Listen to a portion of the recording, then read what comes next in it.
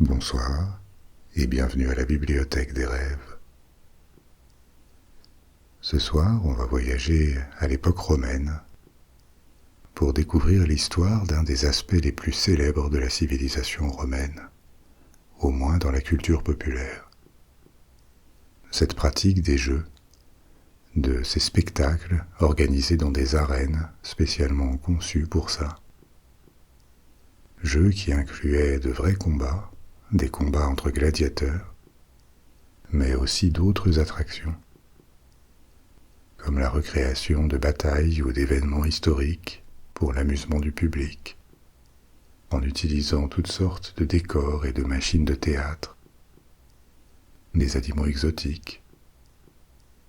Tout ça dans des bâtiments spectaculaires, créés spécialement à cet effet. Le plus célèbre étant un énorme amphithéâtre à Rome, le Colisée. C'est cette histoire que je vais vous raconter ce soir. Comment est-ce que ça a commencé? Pourquoi? Comment est-ce que ces jeux ont évolué au cours de l'histoire de Rome? Qu'est-ce que la société romaine pensait de ces pratiques? Et qu'est-ce qu'elles nous disent aussi de la civilisation romaine, de la société, des valeurs et de la politique de cette époque? On verra aussi qui étaient ces gladiateurs qu'on opposait les uns aux autres, quelles étaient leurs chances de survie, quel était leur statut social, comment les choses fonctionnaient en coulisses, hors des arènes. Ça nous fait beaucoup de choses à découvrir, alors installez-vous confortablement, laissez votre corps se détendre, les jambes, les bras, et jusque dans vos épaules qui sont contractées. Laissez-les se détendre doucement. Merci aussi de vous abonner, de commenter, de liker cet épisode selon l'endroit où vous écoutez. C'est grâce aussi à ça que cette émission se développe et trouve de nouveaux auditeurs. Et maintenant, commençons. Alors déjà, quand est-ce que la pratique des jeux avec des gladiateurs apparaît dans la Rome antique? En fait, l'origine du phénomène est sans doute plus ancienne que l'existence de Rome elle-même. Il existait des gladiateurs en Italie avant que la ville de Rome ne s'étende, que Rome se développe au premier millénaire avant Jésus-Christ. Au départ comme une république, en soumettant et en absorbant différents peuples du sud et du centre de l'Italie. L'archéologie nous apprend justement que l'un de ces peuples, les Campaniens, avait déjà des gladiateurs avant que Rome ne les annexe. On le sait grâce à des tombes en Campanie avec des fresques datées du IVe siècle avant Jésus-Christ, c'est-à-dire avant leur annexion par Rome, fresques qui représentent des paires de gladiateurs. Ce qu'on ne sait pas précisément, c'est si cette tradition a commencé en Campanie ou si elle est plus ancienne et qu'elle aurait été adoptée par les Campaniens. Ce qui est possible, elle aurait pu venir des Étrusques, plus au nord, ou même de Grecs qui avaient fondé des colonies dans le sud de l'Italie. Ce qui est plus clair, c'est que ces combats de gladiateurs en Campanie n'étaient pas des spectacles destinés purement à l'amusement du public, ils étaient associés à des rites funéraires. Ça surprend parce qu'à notre époque, l'image des combats de gladiateurs est surtout associée à cette dimension de spectacle. On sait qu'il pouvait y avoir d'autres motivations des organisateurs, comme montrer leur pouvoir, s'attirer les faveurs du peuple, simplement se débarrasser de condamnés ou de personnes gênantes, et on va revenir sur tous ces aspects. Pour le public des villes romaines, à l'époque de l'Empire romain, à partir du 1er siècle avant Jésus-Christ, aller dans une arène, c'était aller voir une distraction, un spectacle. En réalité, les premiers combats de gladiateurs étaient des combats ritualisés qui étaient organisés pour honorer des morts.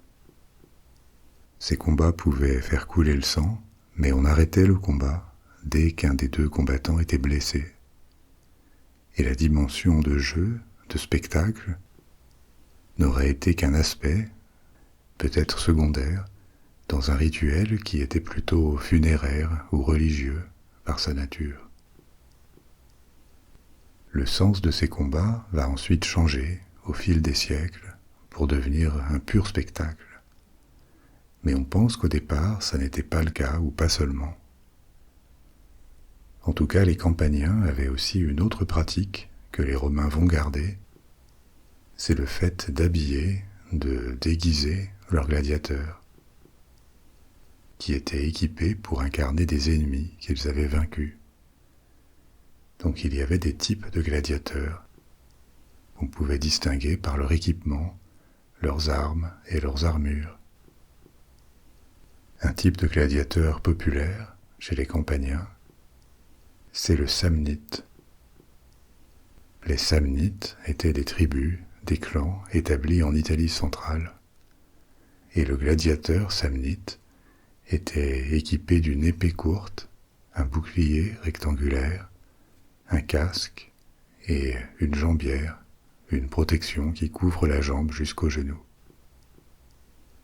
Plus tard, les Romains ajouteraient d'autres types de gladiateurs, avec d'autres panoplies, comme le Gaulois, inspiré des guerriers de Gaule, qui évoluera après la conquête de la Gaule en un autre type de gladiateur, appelé le Myrmillon, qui avait un bouclier sur un bras, une protection sur l'autre bras, avec un glaive et un casque qui change avec le temps, mais qui adopte une forme finalement assez large, avec une grille devant le visage. Donc il semble que les Romains aient copié ou hérité cette tradition d'équiper leurs gladiateurs en fonction d'archétypes. Les gens connaissaient ces archétypes, ils les reconnaissaient dans les arènes, et ça faisait partie intégrante du spectacle. Mais au début de Rome, on n'en est pas encore là, et il faudrait des siècles pour que des vrais jeux aient lieu, avec des combats de gladiateurs organisés purement pour le spectacle. Après avoir soumis le sud et le centre de l'Italie, Rome commence à s'étendre dans la Méditerranée, au-delà de la mer. Une histoire longue et pas toujours couronnée de succès. Il y a des hauts et des bas, aussi de l'instabilité politique à Rome. Parfois, comme pendant les guerres puniques, c'est-à-dire les guerres contre Carthage, Rome est même sérieusement menacée, mais elle termine toujours par l'emporter et par dépasser ces guerres civiles. Pendant toutes ces guerres, au IVe, IIIe, IIe siècle avant Jésus-Christ, se répand la pratique d'honorer les morts qui ont bien servi Rome, ceux qui se sont couverts de gloire, et on le fait lors de leurs funérailles avec des combats de gladiateurs qui deviennent de plus en plus spectaculaires. Spectaculaires parce que le nombre de gladiateurs augmente avec le temps. Il faut faire plus, il faut faire mieux.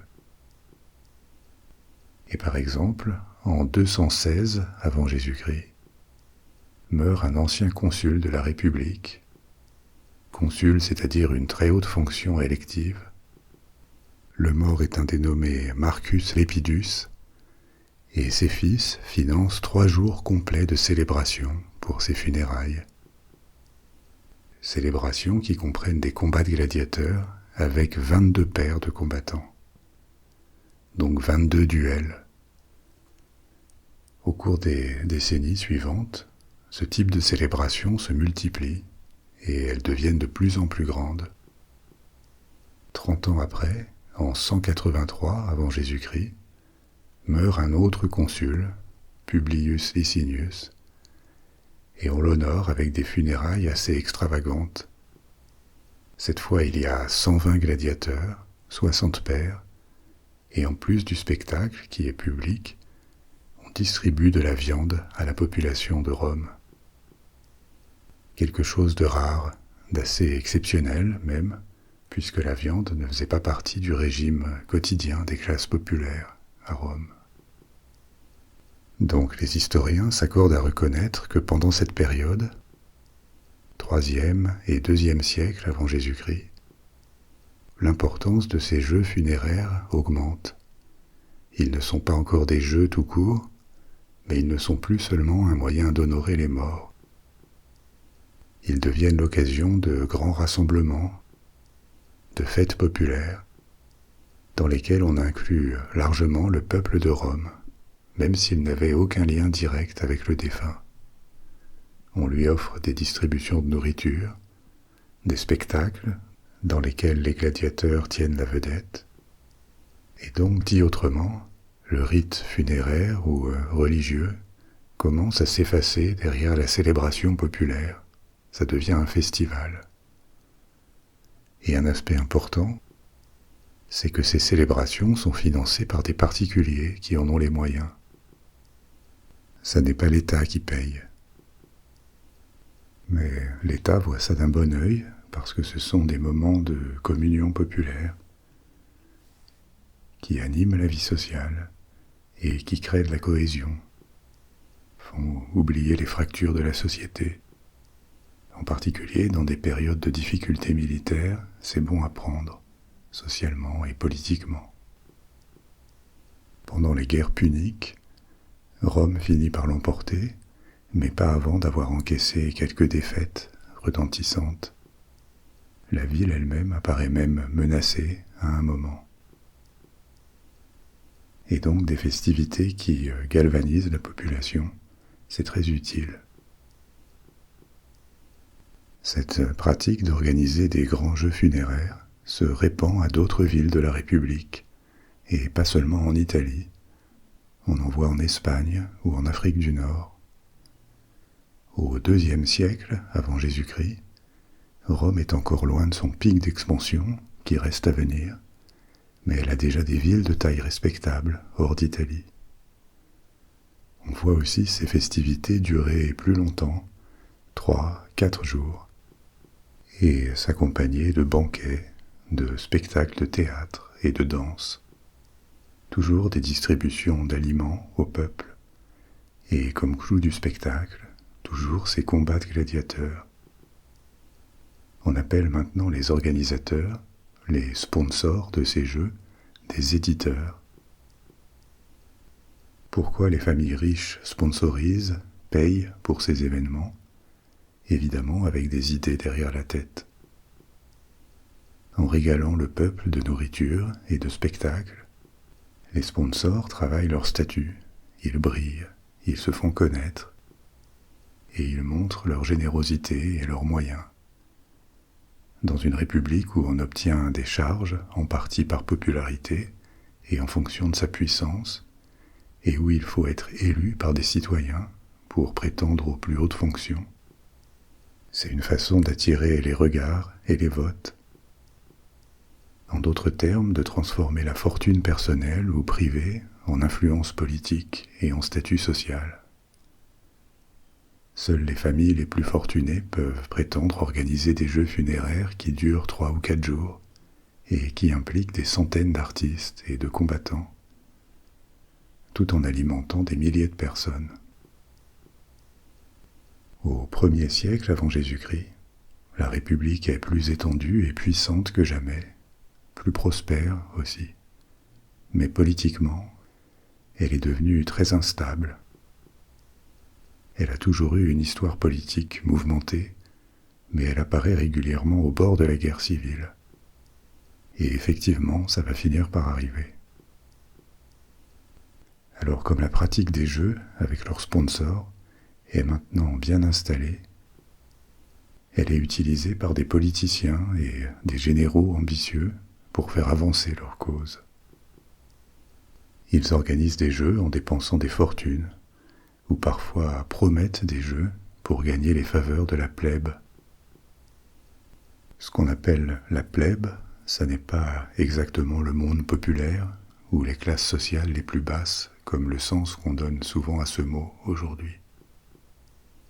Les plébéiens sont des citoyens ordinaires de Rome, par opposition aux patriciens, les vieilles familles aristocratiques, d'où sortent la plupart des dirigeants et des généraux. Un exemple, c'est Jules César, représentant d'une famille patricienne, la gens Iulia, une des plus anciennes et plus prestigieuses familles patriciennes de Rome. Alors qu'il n'est encore qu'au début de l'ascension qui le conduira au pouvoir, en 65 avant Jésus-Christ, il sponsorise des jeux, officiellement en l'honneur de son père. En fait, son père était mort 20 ans avant. C'est juste un prétexte pour organiser des jeux. Et comme vous le voyez, ça montre bien qu'à cette époque, la dimension de rite funéraire est déjà complètement dépassée. Maintenant, on organise ces festivités pour gagner de l'influence politique. Donc en moins 65, Jules César organise les jeux les plus grandioses que Rome ait jamais connus, avec 320 paires de gladiateurs. Et en fait, il avait l'intention d'en aligner encore plus. Mais le Sénat romain a limité à 320 le nombre de paires de gladiateurs qu'on pouvait faire entrer dans Rome. Il l'a fait par peur de voir se développer de véritables armées privées appartenant à des ambitieux comme César. À l'époque, il n'est pas encore le général couvert de gloire qu'il deviendra quelques années plus tard, mais l'ambition est déjà là. Et aussi parce que récemment, Rome a été confrontée à la plus grande révolte d'esclaves qu'elle ait connue, la révolte menée par Spartacus, justement un gladiateur. Donc laisser trop de gladiateurs dans Rome au même moment, ça paraissait trop dangereux, d'où la limite de 640, 320 paires. Des années plus tard, César va profiter de l'instabilité et de la fragilité des institutions républicaines, il va les défier et gagner pour accroître son pouvoir personnel. Et cette tendance va se poursuivre avec son successeur, Auguste, le fondateur et le premier souverain de ce qui reste officiellement une république, mais qui est dans les faits un empire, puisqu'à sa tête vont désormais régner des empereurs à vie qui vont faire l'objet d'un culte impérial. Auguste s'empare de ce pouvoir personnel, sans partage, en gagnant la guerre civile qui l'oppose à ses rivaux, notamment le principal d'entre eux qui est Marc-Antoine, allié à la reine d'Égypte, Cléopâtre. C'est une autre histoire sur laquelle on reviendra une prochaine fois. Et je vous mentionne tout ça parce que quand Auguste établit l'Empire, en moins 27, il réalise un certain nombre de réformes pour stabiliser Rome, politiquement et socialement, pour sortir de la spirale des guerres civiles. Et l'une de ces réformes, c'est d'étendre l'autorité impériale sur les jeux, et de faire de leur organisation une sorte de devoir civique et religieux pour les grandes familles. Donc plus de possibilités pour des individus ambitieux d'utiliser les jeux pour faire avancer leur carrière politique, voire de préparer leur petit coup d'État. Maintenant, l'organisation de jeux funéraires par les familles de défunts illustres sera limitée à 120 gladiateurs et à un budget maximal de 25 000 deniers. Le denarius, le denier, c'est la monnaie de la République romaine, et ensuite de l'Empire pendant plusieurs siècles.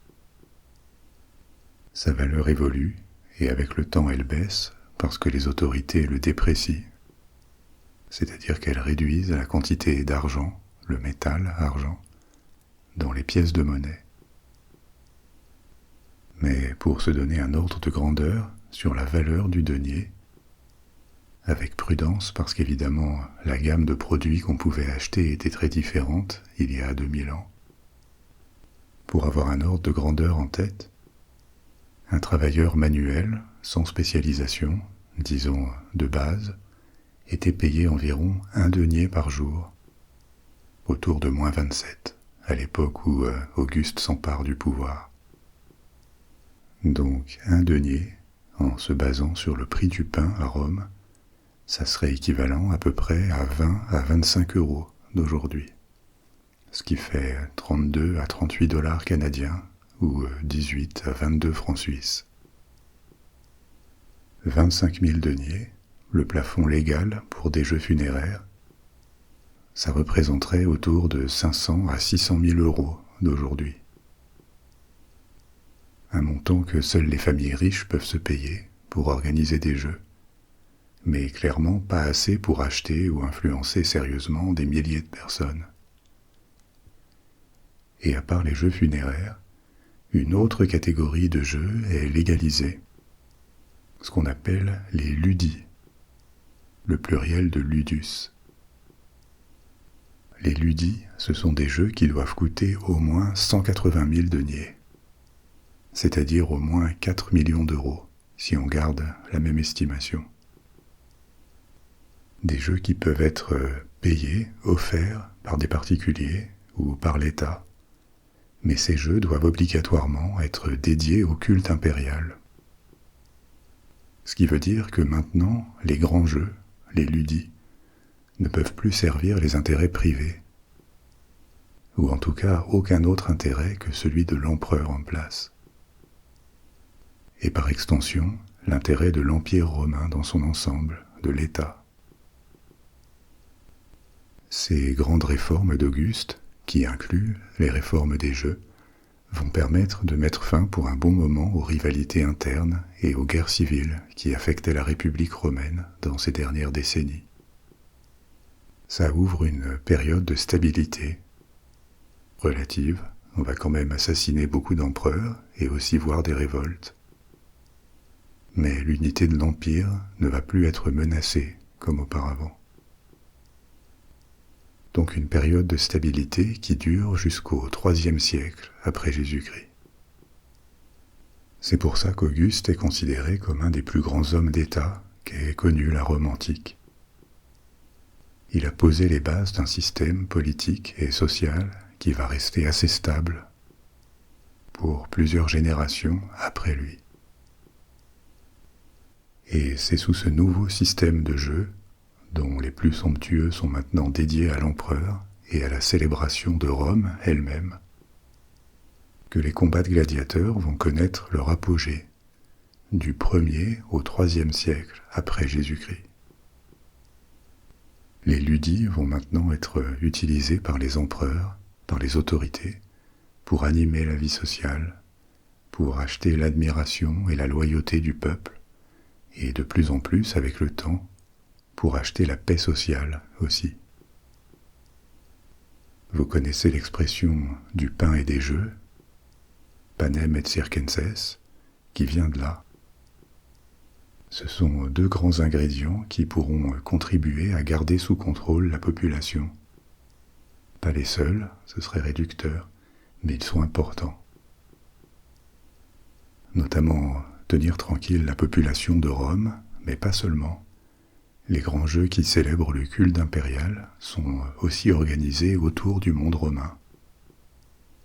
Un monde qui inclut maintenant tout le pourtour de la Méditerranée et au-delà, de l'Espagne à la Turquie et de l'Égypte à la Grande-Bretagne. Dans la ville de Rome elle-même, les jeux et leurs combats de gladiateurs vont atteindre des niveaux d'extravagance qui auraient été impensables avant.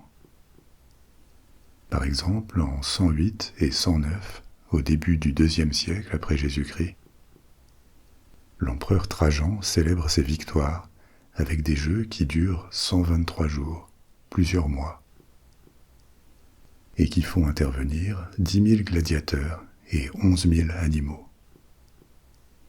Au IIe siècle, qui est une phase d'apogée pour Rome, notamment économiquement, le coût des jeux devient absolument gigantesque. On les organise maintenant au Colisée, cet énorme amphithéâtre construit au 1er siècle, On va y revenir parce que c'est un bâtiment extraordinaire en lui-même. Un bâtiment qui reflète l'importance des jeux. Le Colisée pouvait contenir 80 000 personnes, ce qui est équivalent au plus grand stade de notre époque. Donc au 1er et 2e siècle, les jeux battent leur plein, et leur déclin commence au 3e siècle, quand l'Empire traverse une période de crise. Mais les jeux y restent encore très populaires, et ce déclin est assez lent. Un des premiers facteurs de déclin des jeux, c'est que leur coût est devenu prohibitif. Il continue au 3e et au 4e siècle, mais on a de moins en moins les moyens, et on ne peut plus donner dans la surenchère, comme au 2e siècle. Pour autant, ça ne les arrête pas. Depuis déjà plusieurs siècles, il existe une critique des ludis, les jeux du cirque, au motif qu'ils seraient un signe de décadence, avec leurs dépenses colossales et leur promotion de la distraction plutôt que du travail et des valeurs morales traditionnelles de Rome, sans que ça n'empêche les jeux. Mais avec les progrès de la christianisation, ils sont de plus en plus critiqués pour leur cruauté et leur association avec les sacrifices païens, quelque chose que le christianisme rejette fortement. Le christianisme rejette aussi le culte impérial, culte païen par excellence.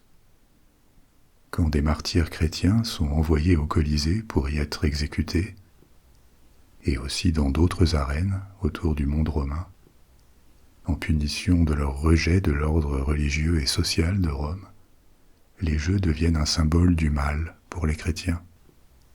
En tout cas, au moins les jeux qui incluent des combats à mort, des exécutions faites pour le spectacle et qui célèbrent le culte impérial. Donc de plus en plus de voix chrétiennes condamnent les jeux.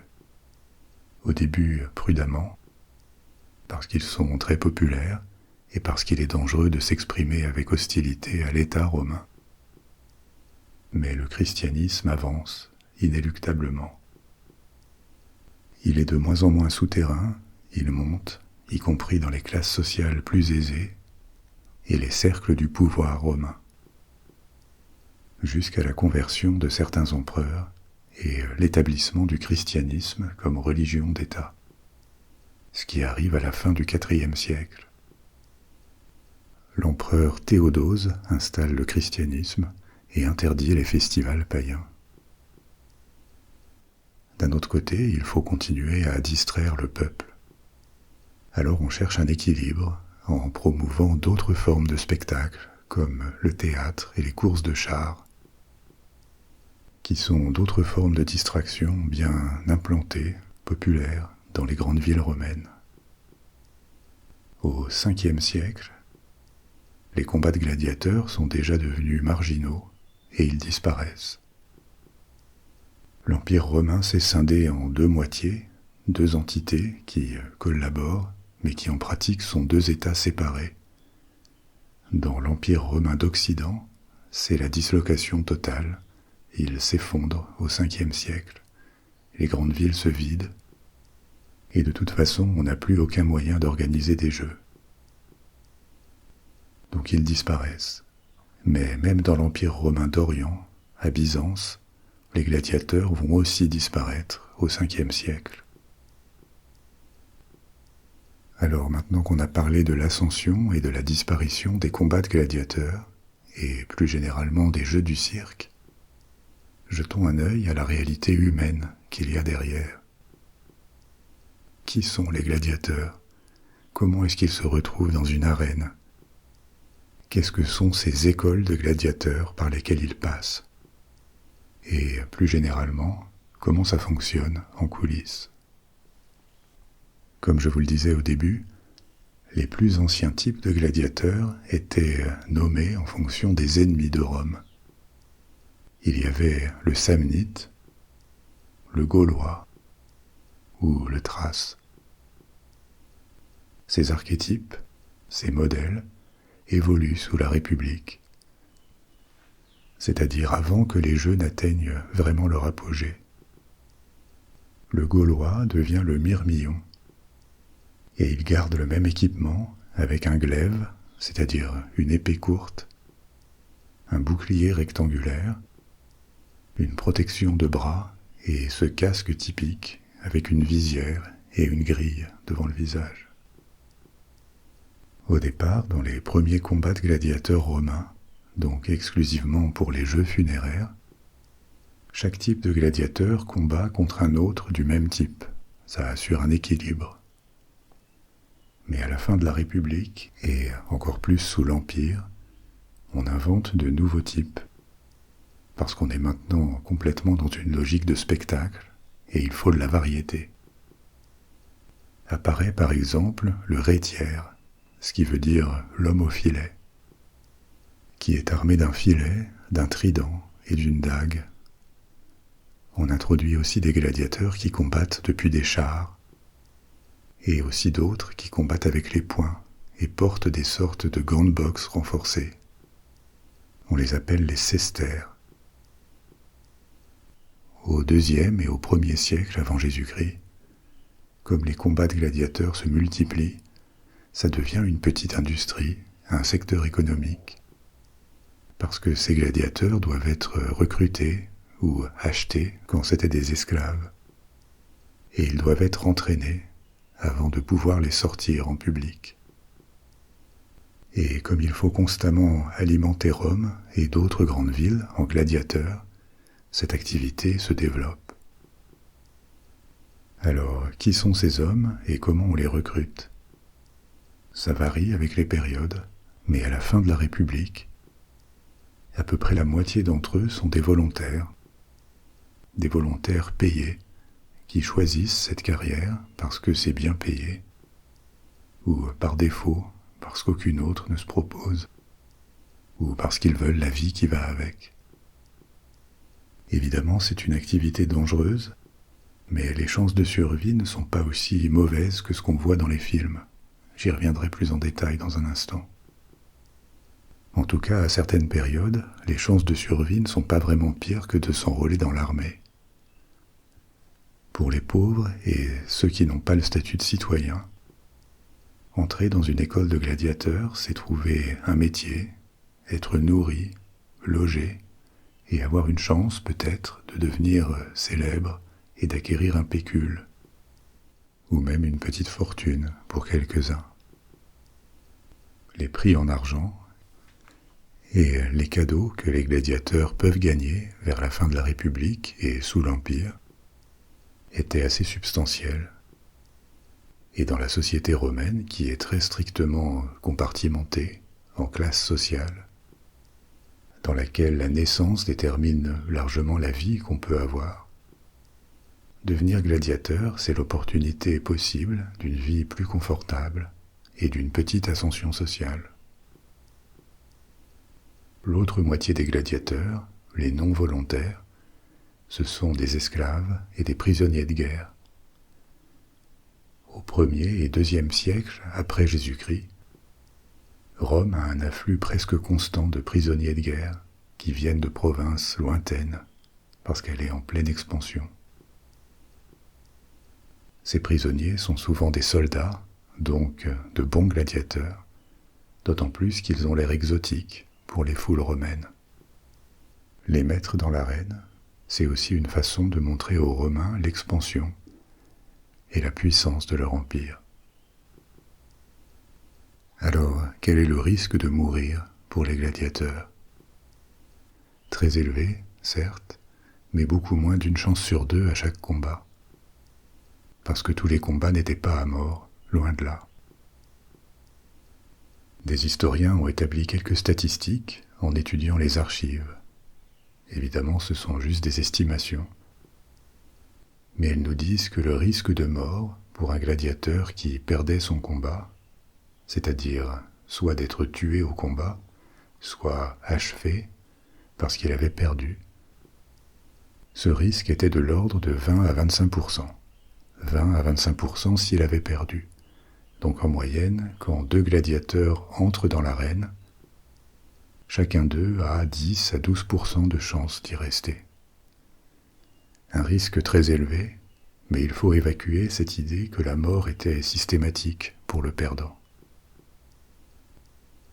Il est aussi probable que comme les gladiateurs étaient chers à entraîner et à nourrir, on préférait éviter de les perdre. Et donc un certain nombre de combats étaient probablement arrangés, chorégraphiés, pour faire un beau spectacle qui permettrait d'épargner le perdant. Pour leurs propriétaires ou pour leurs sponsors, c'était un meilleur calcul de les récupérer en vie après le combat. Autre statistique intéressante, au moment de sa plus grande extension, l'Empire romain compte environ 400 arènes pour les Jeux. Et le total des morts dans ces arènes était de l'ordre de 8000 par an, en comptant tout. Les combats de gladiateurs, mais aussi les accidents et surtout les exécutions de condamnés qu'on organisait dans des arènes pour la distraction, mais aussi l'édification des foules. Ça fait au total 20 morts par an et par arène, en moyenne. Chiffre élevé, mais ça veut dire qu'en dehors du Colisée de Rome, où il pouvait y avoir des dizaines de morts par mois, et de quelques grandes villes, une mort dans l'arène, ça n'est pas quelque chose de très fréquent dans une ville moyenne. Ça arrive à plusieurs mois d'intervalle, et des jeux entiers peuvent se dérouler sans décès. Un dernier chiffre, le taux de mortalité au 1er siècle pour les gladiateurs qui entrent dans une arène au moins une fois était de l'ordre de 19 à 20%. Beaucoup d'entre eux ne combattent qu'une seule fois. Ils se portent volontaires pour un seul combat, par exemple pour payer une dette ou parce qu'on les y a condamnés à cause d'un crime à participer à un combat. D'autres sont des professionnels qui retournent dans l'arène plusieurs fois, et ça leur offre une voie vers la gloire et la fortune, mais dans leur cas c'est bien plus dangereux. Pour vivre de ce métier, il faut multiplier les combats et briller pour amasser un pécule et pouvoir se retirer. Alors je vous parlais d'ascension sociale pour les gladiateurs. Il faut quand même relativiser. La reconnaissance obtenue par les gladiateurs, c'est essentiellement dans les couches populaires. Un gladiateur peut devenir relativement riche, mais avoir été gladiateur, ça ne va pas lui ouvrir les portes des classes supérieures. Il pourra éventuellement les fréquenter brièvement, mais pas en faire partie. On ne l'y accepterait jamais parce que les origines sociales restent très importantes à Rome. Pour en revenir au risque, une façon de les limiter pour les gladiateurs, en plus de bien se battre, c'est d'avoir le sens du spectacle et d'appartenir à une école, une écurie de gladiateurs, qui fait de lui une de ses têtes d'affiche. Avec ce genre d'avantage, un gladiateur est probablement appelé à survivre longtemps, soit en gagnant, soit en étant épargné. D'autant plus qu'au 1er siècle avant Jésus-Christ, quand les Jeux sont restructurés par Auguste, la demande de gladiateurs est supérieure à l'offre. On a du mal à en trouver, et il devient important de les épargner pour ne pas réduire le stock trop vite et pouvoir les réutiliser. Les goûts du public vont plutôt à des duels entre combattants bien entraînés, donc chers, et pour cette raison, sous Auguste, on interdit les combats à mort entre gladiateurs. Ils doivent s'arrêter quand l'un d'entre eux a perdu. Et contrairement à ce qu'on pourrait penser, le public demande presque toujours la vie sauve pour le perdant. Donc avec tous ces éléments, il ressort que gladiateur c'est évidemment très dangereux, mais pas systématiquement fatal, et pas forcément plus dangereux que d'entrer dans l'armée. Généralement, le public apparaît plus assoiffé de spectacle que de sang. Comme je vous le disais, il n'exige pas systématiquement la mort du perdant. Et même quand des empereurs assistent aux Jeux à Rome et peuvent décider de condamner ou épargner des perdants, le public va faire pression pour les épargner. On voit des empereurs comme Claude ou Caligula perdre de la popularité en condamnant des gladiateurs perdants à mort. on les juge cruels pour ça. Comment savoir qu'un gladiateur a perdu ? À tout moment, dans un combat, il peut accepter la défaite en levant un doigt. Et s'il le fait, il revient au sponsor du combat, à l'éditeur, de décider de son sort. C'est là qu'il ne faut pas oublier pourquoi on organise des jeux du point de vue des sponsors. C'est pour y gagner de la popularité, de la publicité. Donc presque systématiquement, c'est la foule qui décide. Et on est là pour la séduire, pas pour se la mettre à dos. Je vous disais que pour produire un bon spectacle, il faut entraîner les combattants, et que ça se fait dans des écoles de gladiateurs. La première école de ce type, dont on connaisse la trace, apparaît au IIe siècle avant Jésus-Christ. Mais ensuite elle se multiplie avec la demande de gladiateurs. Autant le statut social des gladiateurs n'est pas très élevé, ils font partie de ce qu'on appelle les infames, c'est-à-dire les gens de classe basse, inférieure, avec une profession de mauvaise réputation, comme les bouchers ou les proxénètes. Donc il y a la possibilité de s'enrichir, mais ça n'est pas très glorieux dans la société romaine. Par contre, posséder une école de gladiateurs, ça c'est relativement respecté. Et on voit des individus de classe élevée ouvrir leur école. Peut-être pour l'excitation et l'attrait de faire partie du monde du spectacle. Dès le départ, l'État s'implique dans le contrôle de l'activité de ces écoles, pour les raisons que j'évoquais avant, vers la fin de la République, la crainte qu'elles ne servent à monter des armées privées, ou la crainte de débordement. Le souvenir de Spartacus, ex-gladiateur, va mettre du temps à s'atténuer. Donc même après les réformes d'Auguste, le contrôle de ces écoles reste assez étroit, et même avec le temps, l'État va en absorber beaucoup, en les transformant en institutions publiques. Elles sont possédées par l'État et plus par des individus. Dans ces écoles, par prudence et pour éviter les accidents, on n'autorise pas les vraies armes. Les gladiateurs s'entraînent avec des armes en bois. Et leur entraînement est assez différent d'un entraînement militaire. Il y a un entraînement physique, mais aussi on leur apprend des séquences chorégraphiées, comme les lutteurs de catch aujourd'hui. Ça garantit que le combat va durer, plutôt que de tourner à la mise à mort en 30 secondes.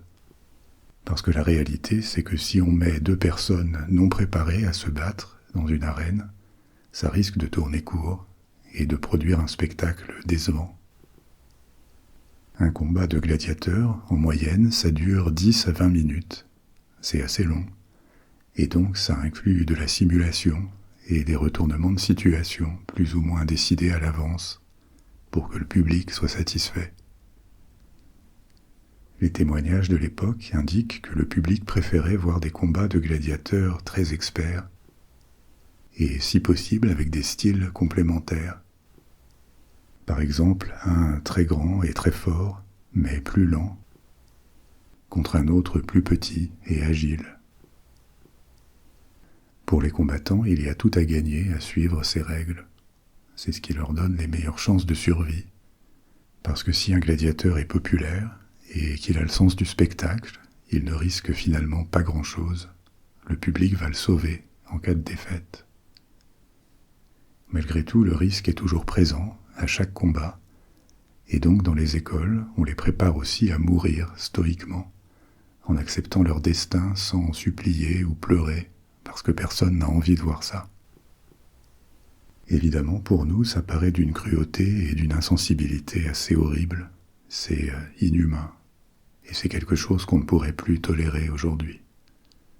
D'ailleurs, des combattants à mort dans une arène, c'est devenu un cliché des fictions dystopiques, type Hunger Games ou The Running Man.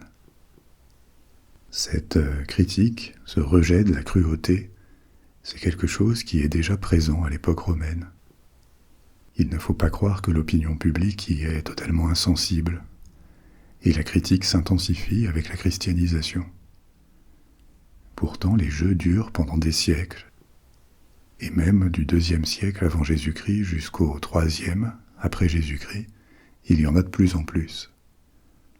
Alors, pourquoi ça arrive quand même, et qu'est-ce que ça nous dit de la société romaine? Déjà que, même si on perçoit les sociétés antiques à travers le filtre des fictions, des films d'époque qui mettent une sorte de filtre sur la réalité historique, les sociétés antiques sont très dures et précaires.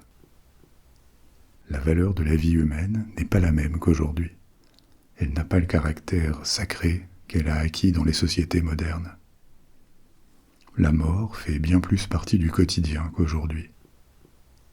Entre les maladies qu'on ne sait pas traiter, les guerres, la criminalité rampante, évidemment on n'a pas de statistiques, mais il n'y a pas grand doute que les taux d'homicide étaient largement plus élevés que ce qu'on connaît aujourd'hui, y compris dans des pays très touchés par la criminalité. Donc la mort est très présente dans la vie des gens. L'espérance de vie, si on survit à la petite enfance, c'est environ 40 ans seulement. La peine de mort est très répandue. Et donc le poids symbolique de la mort, la gravité extrême du meurtre qu'on connaît dans le monde contemporain, ça n'est pas quelque chose d'aussi présent à l'époque. Aussi horrible que ça paraisse, on prend ça plus légèrement, entre guillemets. Mais ça n'est sans doute pas la seule raison. Dès le départ, ces jeux ont une signification, une fonction, une signification qui est plus religieuse au début et qui devient plus politique et sociale quand les jeux se transforment en spectacle pour le spectacle. Les anthropologues le diraient tous, les sociétés ont besoin de trouver des moyens de canaliser la violence, de la ritualiser, pour la mettre à distance et la rendre supportable. Une théorie, c'est que ce besoin de canaliser la violence dans la société, c'est le moteur de la création des systèmes judiciaires, qui ont pu prendre différentes formes au cours de l'histoire, mais qui ont pour fonction sociale de contribuer à maintenir la société, de garder sa cohésion. Et cette fonction requiert des rituels, qu'ils soient religieux ou civils. Elle ne peut pas être cachée, sinon elle ne marche pas. Que ce soit par des sacrifices, par des exécutions publiques, des punitions même, sans aller jusqu'à donner la mort. Il faut que cette ritualisation de la violence soit visible, qu'elle se donne à voir. Et donc, peut-être que cette nécessité de canaliser la violence trouve dans les jeux du cirque romain une concrétisation. C'est une façon de montrer à la société, à tous les spectateurs, qu'ils font partie d'un système, un système qui crée de l'ordre et qui a un immense pouvoir, y compris sur la vie des gens. Cette fonction sociale de gestion de la violence, elle aurait évolué des sacrifices rituels à des cours de justice, qui évidemment impliquent beaucoup moins de violence physique. Mais c'est vrai que si on regarde toutes les sociétés, passées et actuelles, elles ont toutes une façon d'administrer la violence, de la canaliser, en créant ses règles, un ordre social autour. Et c'est peut-être à cette nécessité qu'obéissent les jeux romains. Bien sûr, ils ont une dimension de spectacle, ils font aussi partie de festivités qui contribuent d'une façon différente à l'ordre social, en distrayant et en redistribuant des ressources comme la nourriture. Mais en plus de ça, ils sont une mise en scène publique et administrée par l'État, une mise en scène de la violence rituelle, un spectacle qui est implicitement chargé de sens. Vous appartenez à un ordre social dans lequel vous pouvez communier, célébrer la grandeur de Rome, et vous êtes averti aussi de ce qui peut vous arriver si vous brisez l'ordre social, si vous passez outre la loi, si vous commettez des crimes, si vous perdez votre citoyenneté, ça pourrait se finir dans l'arène. Arène où il n'y a d'ailleurs pas seulement des combats de gladiateurs, mais aussi des exécutions publiques. Alors peut-être que les jeux sont un mécanisme, derrière leur violence et leur cruauté, un mécanisme de renforcement de l'ordre social. D'ailleurs, c'est intéressant de voir que dans les commentaires romains de l'époque, à propos des jeux, le terme de justice revient souvent. Quand un soldat étranger s'est rendu, au lieu de combattre jusqu'à la mort, comme l'honneur le lui commande, donc il a été fait prisonnier, on voit le fait de le mettre dans l'arène, les armes à la main, comme une façon de racheter sa faute, de laver le déshonneur de sa reddition, soit en mourant, soit en gagnant assez de combats pour racheter sa faute et finir par mériter cette vie. Quand des gens sont exécutés dans l'arène, c'est littéralement la justice qui s'y met en scène avec leur exécution, tout en envoyant un avertissement au public. Là encore, c'est la justice en action. Même dans un combat régulier, il ne faut pas perdre de vue qu'on croit à l'époque que les dieux donnent la victoire aux plus méritants. D'ailleurs, cette pratique du duel entre deux personnes, comme façon d'administrer la justice, parce que les dieux décideraient du vainqueur, ce qu'on appelle l'ordalie, c'est quelque chose qu'on retrouve dans différentes cultures anciennes. Tout ça pour dire que ces jeux, qui pour nous apparaissent comme une démonstration de cruauté, décadente, et effectivement c'est ce que la morale moderne nous amène forcément à conclure, ils sont sans doute aussi autre chose. Ils ont une fonction sociale qui va bien au-delà d'acheter la paix sociale avec du spectacle. D'ailleurs, à ce sujet, un dernier point intéressant, c'est que l'ascension des jeux s'accélère juste au moment où Rome bannit les sacrifices humains. Ils deviennent interdits.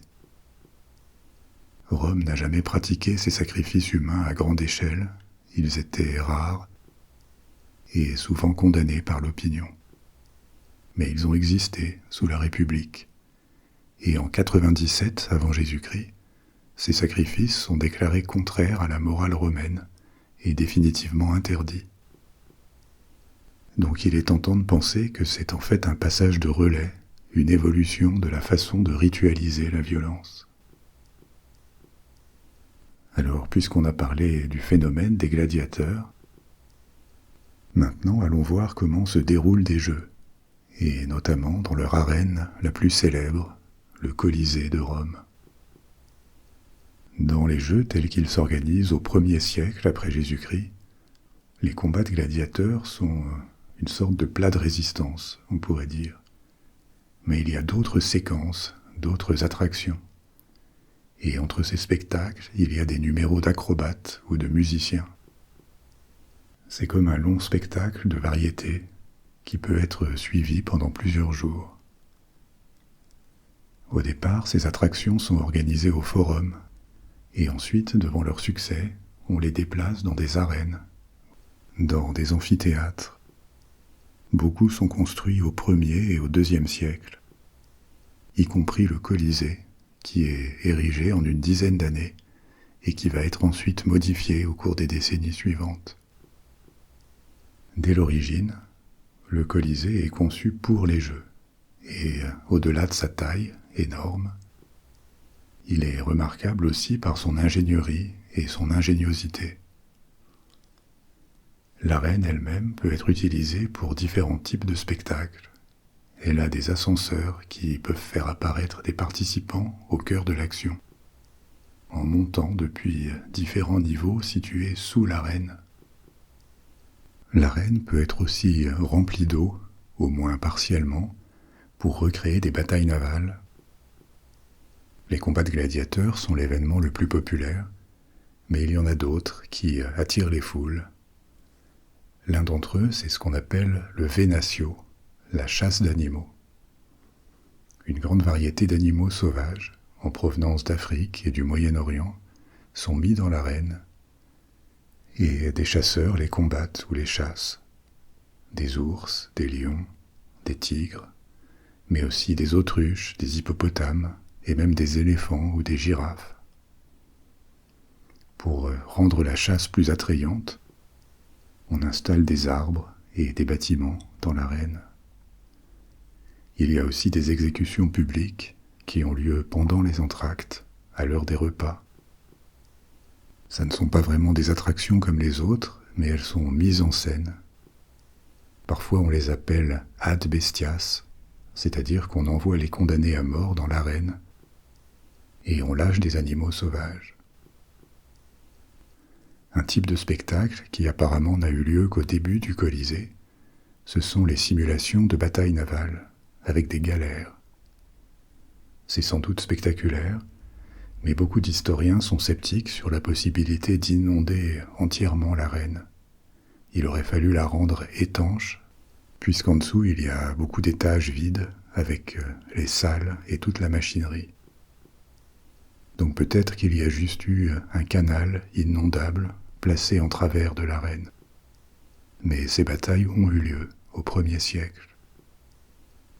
Encore un autre type de spectacle, c'est la reconstitution de scènes naturelles, une simulation de forêt avec de vrais arbres, des buissons et des rochers, ou d'autres éléments élaborés par les peintres, les techniciens et les architectes. Ces scènes peuvent servir d'arrière-plan à un Vénatio, à la chasse, ou à un spectacle de théâtre qui rejoue des scènes mythologiques. Mais parfois on y met simplement des animaux pour recréer un tableau, comme une sorte de zoo temporaire qui permet aux Romains de se plonger dans une scène exotique. Donc le Colisée, c'est l'équivalent à la fois d'un stade, d'une salle de spectacle, d'une arène de combat, d'un zoo. Il est multifonction. Maintenant, quelle est l'histoire du Colisée lui-même ? Comme je vous le disais, le besoin d'un grand amphithéâtre à Rome apparaît avec la multiplication des jeux, qui sont maintenant consacrés au culte impérial, aux empereurs. Le site qui est choisi pour le Colisée est très central, près du Forum. Une zone qui avait été très peuplée, mais en 64 après Jésus-Christ, elle est dévastée par un grand incendie, sous le règne de l'empereur Néron. Après l'incendie, Néron en profite pour mettre la main sur une grande partie de cette zone, pour construire un immense palais impérial, un complexe appelé la Domus Aurea, la Maison Dorée. Un complexe très extravagant, qui ne dure pas longtemps parce qu'à la mort de Néron, on le détruit. Mais une grande statue de bronze de Néron, un colosse, située près de l'entrée de la Domus Aurea, est conservée. Et le nom du Colisée, Colosseo, viendrait de là. Donc après la destruction du palais de Néron, le site redevient disponible, et dans les années 70 après Jésus-Christ, sous l'empereur Vespasien, la construction commence. Justement, un grand trésor vient d'être saisi au Moyen-Orient. Après la première guerre judéo-romaine, le temple de Jérusalem, le second temple, a été pillé. Et le butin est énorme, il va servir à financer une bonne part de la construction. Alors après une dizaine d'années, l'énorme amphithéâtre est terminé, il a l'air rond depuis l'extérieur, mais en fait il est légèrement ovale. Après qu'on construise une galerie supplémentaire en haut, quelques années après l'inauguration, il va pouvoir accueillir 80 000 personnes. Structurellement, le bâtiment a un mur extérieur qui est en partie disparu et un autre intérieur qui lui existe toujours. C'est un édifice extrêmement solide et c'est pour ça qu'il a traversé le temps. Après la chute de l'Empire, il sert d'entrepôt et les espaces voûtés à l'intérieur sont loués comme logement et comme atelier au Moyen-Âge. Parfois, le Colisée sert aussi comme carrière de pierre, et il va être endommagé par quelques tremblements de terre, pas trop intenses, mais il résiste à tout ça. Et même 2000 ans après, on peut toujours imaginer à quel point il doit être spectaculaire pour la population à l'époque romaine. Il est entièrement en pierre et en briques, Et l'espace entre le mur externe et le mur interne sert de galerie de circulation. Tout autour du périmètre interne, il y a l'espace pour faire s'asseoir des dizaines de milliers de spectateurs, avec un champ de vision direct sur ce qui se passe dans l'arène. Certaines pratiques des stades modernes existent déjà à l'époque. Par exemple, les spectateurs ont des tickets sous la forme de tessons de poterie avec un numéro qui indique dans quelle section et quelle rangée ils peuvent s'asseoir. Les meilleures vues et les places les plus confortables sont celles qu'on a dans des boxes où l'empereur et sa suite peuvent s'installer, ainsi que les vestales, les prêtresses vierges de la déesse Vesta. Et le reste des places reflète les classes sociales, qui sont toujours très rigides et explicites à Rome. Près de l'empereur, il y a un espace, une plateforme, pour les sénateurs, qui sont autorisés à apporter leur propre siège pour leur confort. Et au-dessus, en montant dans les gradins, il y a différentes catégories que seuls les membres d'une certaine classe sociale peuvent occuper. Déjà, il y a les nobles non-sénateurs et les chevaliers, les equites, qui sont ce qui se rapproche le plus d'une classe aristocratique dans la Rome antique.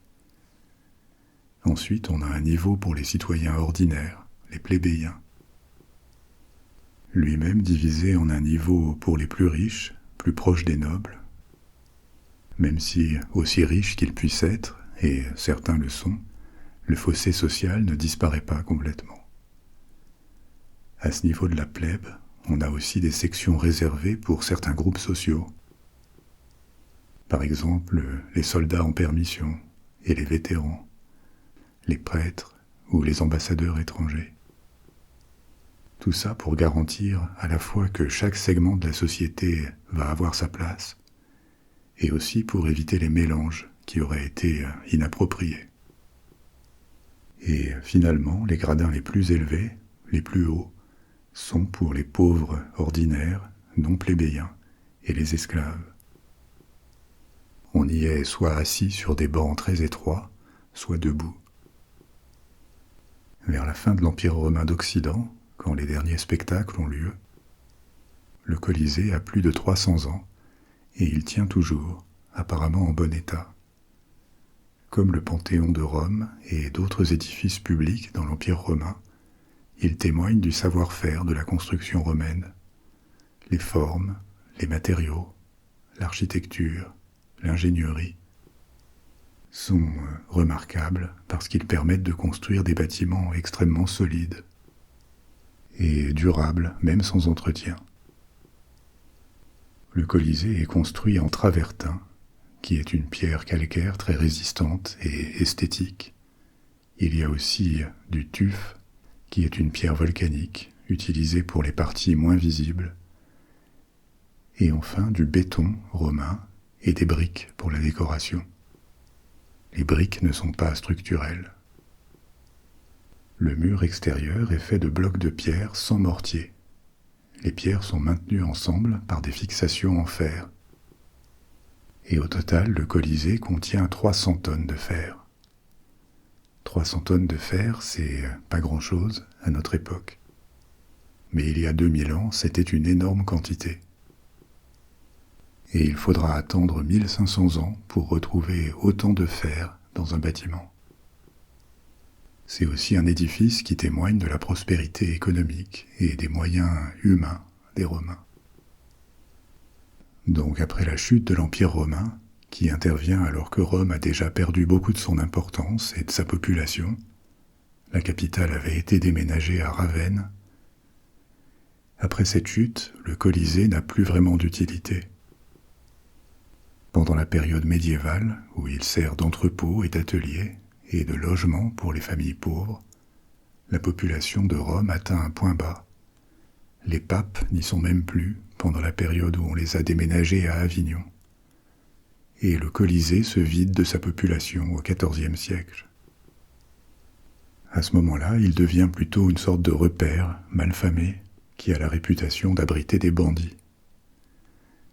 Quand les papes retournent à Rome et la ville amorce une renaissance économique, politique et culturelle. Le Colisée est réparé en partie. Mais c'est seulement au XIXe siècle qu'il est vraiment restauré, nettoyé et renforcé dans les parties où il aurait pu s'effondrer. C'est dans cet état, où il n'est plus ce qu'il a été, mais il évoque toujours la grandeur de Rome et l'écho des jeux qui s'y sont tenus pendant des siècles, qu'on peut le voir aujourd'hui. C'est la fin de notre histoire pour ce soir. Si vous n'avez pas sommeil, vous pouvez choisir un autre épisode de la Bibliothèque des rêves et vous embarquer pour une nouvelle aventure. Ou alors vous pouvez garder les yeux fermés, vous laisser aller et vous endormir. Je serai bientôt de retour avec une nouvelle histoire.